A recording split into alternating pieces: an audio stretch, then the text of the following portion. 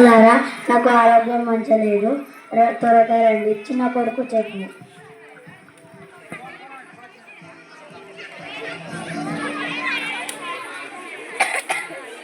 అక్షరం చెప్పు నాన్న. నాకు ఆరోగ్యం మంచిగా లేదు, మీతో పాటు మీ ఇంటికి తీసుకువెళ్ళండి. నీ ఆస్తి మాకు పంచి. సరే, సరి సమానంగా పంచిస్తాను. లేదు, నాకు 6 ఎకరాలు కావాలి. చిన్నోనికి 4 ఎకరాలు ఇయ్యి. నాకు 6 ఎకరాలు కావాలి.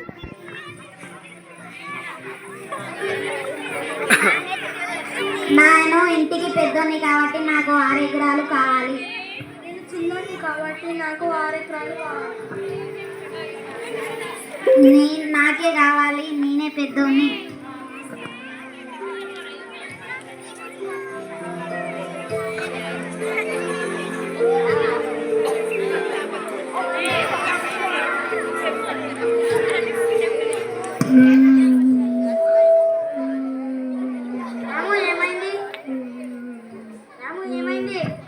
మాకు ఆస్తి పంచి అంటే ఏడుస్తుండు. అవును అవును, ఆస్తి ఎప్పటికైనా పంచేయాల్సిందే కదా. సరే, పంచిస్తాను, పద. నాకు 6 ఎకరాలు కావాలి, నేను ఇంటికి పెద్దోని కాబట్టి. నాకు 6 ఎకరాలు కావాలి, నేను చిన్నోని కాబట్టి.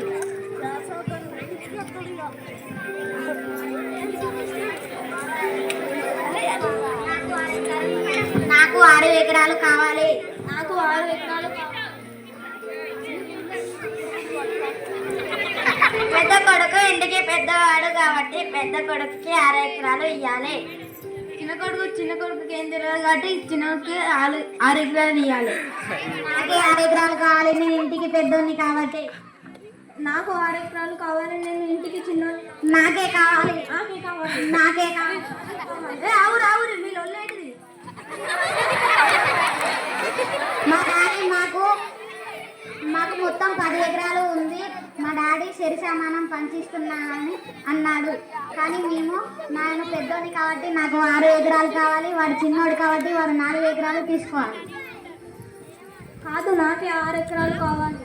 ఏమైనా ఉంటే సర్పంచ్ కూడా చూసుకోవాలి, మన ఊరు సర్పంచ్ ఉండదు కదా. సరే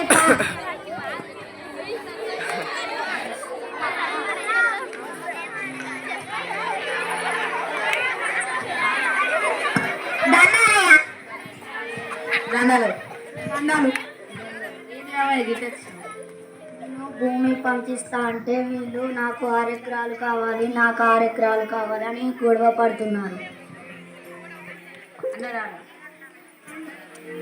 మీ నాన్నకి ఏం చేసినావు?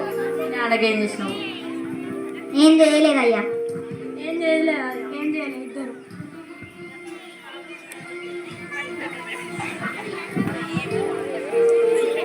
ఇప్పుడు ఈ కట్టెలు ఇస్తాం, మీరు ఇవ్వాలి. ఇప్పుడు కట్టెలు ఇస్తాం, మీరు ఇవ్వాలి.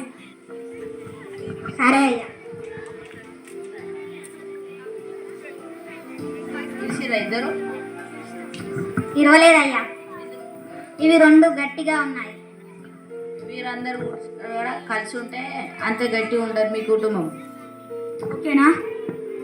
సరే అయ్యా. మీ నాన్నని ఎవరు చూసుకుంటారు? మేమిద్దరం. నేను కూడా. ఆస్తి ఎంత కావాలి? నాకు 5 ఎకరాలు కావాలి. నాకు 5 ఎకరాలు కావాలి.